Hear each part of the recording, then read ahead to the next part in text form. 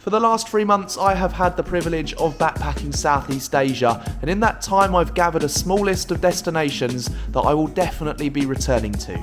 Now, despite the fact I've not actually left Phu Quoc Island, I am telling you right now, I will be back here much sooner than you could imagine. For today's video, we're going to be exploring whether or not Phu Quoc Island is worth a visit when you're backpacking in Vietnam.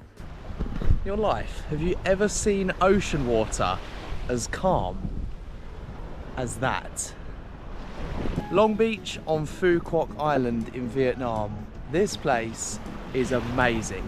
All right, welcome boys and girls. It's going to be a different kind of video today, shot on mainly my GoPro.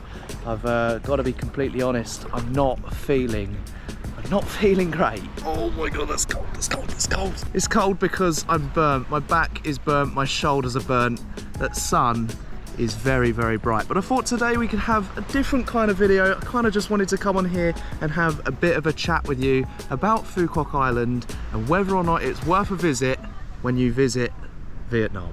I say that because Phu Quoc seems to be a place that people add to their already busy schedules when backpacking or vacationing in Vietnam. Phu Quoc is this beautiful island that is on the bottom of Cambodia, on the bottom of Vietnam, and it costs just £38 with Vietjet Air to get here. I've been out here now for almost a week, and I think the cost of my trip to Phu Quoc is going to shock you.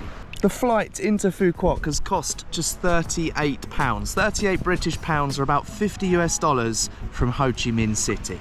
Vietjet Air is widely regarded as one of the worst performing airlines in Southeast Asia. For just a 30-minute flight, there was an almost 2-hour delay. A 2-hour delay on only a 30-minute flight. I might as well have swam. Of course you can't swim, you're gonna have to take the flight or ferry. The ferry being the cheaper option from Ha Tien for about £8. My accommodation has been amazing. All week I have stayed in a hostel. It cost about £5 a night. For a whole week of 7 days, that's just £35. £35 for my hostel and £38 for my flight. That's just £73 in total for a week's vacation in this amazing island. Compare that with a package holiday back home with TUI, with EasyJet, with On the Beach. You're going to be paying at least 5, 6, 7, 8 times more than that for a week in Tenerife. And look, as you can see, this place is absolutely gorgeous, and well, better still, there is barely anyone here. And look, you don't have to do it on the budget like me. There are some resorts here you can see behind charging for, you know, £30 to £40 per night with breakfast included as well. You don't have to do it on a budget, but of course, while I'm backpacking, it just makes sense. I've got to do it. So why would I recommend a visit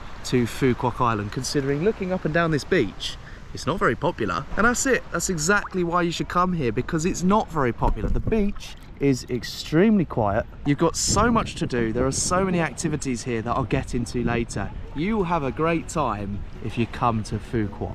And look, I've backpacked Vietnam now for the last 42 days. I'm very near to overstaying my welcome, being given 45 days visa free. Having visited the north in Hanoi and Ha Long Bay, working my way to the centre of Vietnam in Da Nang and Nha Trang and Muni, and now of course making my way south to Ho Chi Minh City and of course Phu Quoc Island. I am telling you now, there is no place that I haven't wanted to leave more than Phu Quoc Island. The weather has been amazing. Go back and check out my last 4 videos where I've shown you all the different activities. You'll see the weather, the sun has been shining every single day that I've been here. There's a hot and a rainy season is what I'm told. I'm currently traveling in the hot season, hence why there hasn't been any rain, whereas of course in the mainland in Vietnam at the moment it's definitely more down season is rainy season, and that has been an absolute washout.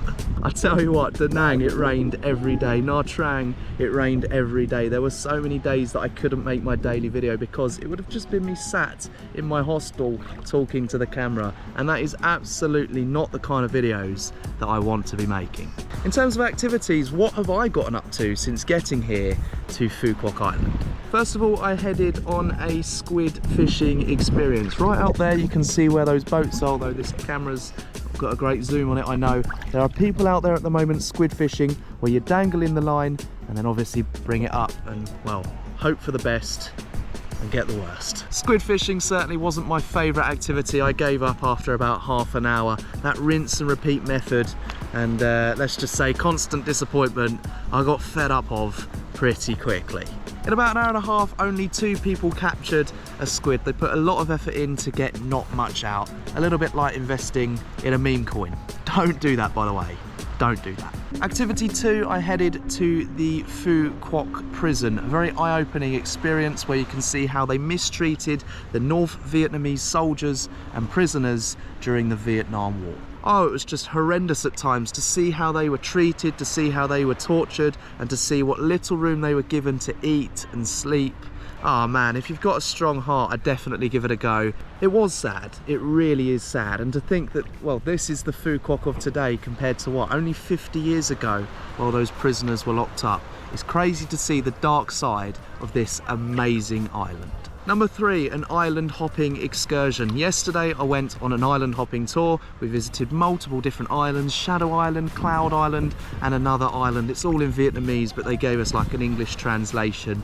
I can't remember what the third island was, but for just £17, a hotel pickup, we got the boats to all the different islands, we got snorkeling equipment included, and a lovely lunch as well. I say a lovely lunch, it's well, kind of ruined my day today, but it was still an enjoyable lunch. John's Tours, they run amazing tours all over this island. I definitely recommend you check them out when you arrive. There's a load of other activities you can enjoy, including Aquatopia Water Park. You've got the world's longest cable car, which is about 8 kilometers in length. Scuba diving, there's a safari, there's just so many different places to see, so many different things to do. If you've got a week, you're going to have a very action-packed and enjoyable schedule. I want to take my drone up in the air. I've got my drone fully charged. I want to take it so you can see just how amazing this beach is from above, and also how small the waves are. It's actually crazy just how small these waves are. It is so calm, the water. I mean, it's not warm for me today, I've got a bit of a burnt back, but usually,